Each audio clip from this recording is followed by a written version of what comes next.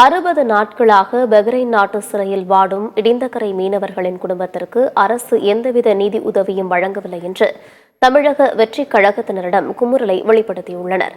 நெல்லை மாவட்டம் இடிந்தகரை பெருமணல் மற்றும் திசையன்விளை அருகே உள்ள மீனவ கிராமத்தைச் சேர்ந்த மீனவர்கள் கடந்த 4 மாதங்களுக்கு முன்பு ஈரான் நாட்டிற்கு மீன்பிடிக்கச் சென்றனர்.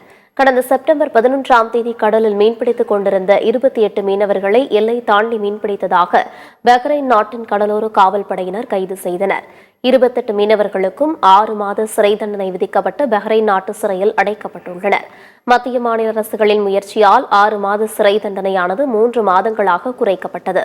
தொடர்ந்து வாழ்வாதாரத்தை இழந்த மீனவர்களின் குடும்பத்தினருக்கு அரசு எந்தவித நிவாரணமும் வழங்கவில்லை என்று தெரியவந்தது.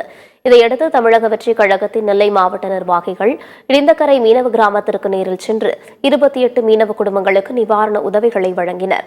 அங்கிருந்த மீனவ குடும்பங்களிடம் குறைகளை கேட்டறிந்தனர். அப்போது மீனவ பெண்மணி ஒருவர் சரமாரியாக கேள்வி எழுப்பினார். 60 நாட்களாகியும் 28 மீனவ குடும்பங்களுக்கு தமிழக அரசு சார்பில் எந்தவித நிதி உதவியும் வழங்கவில்லை என்று அவர் கூறினார்.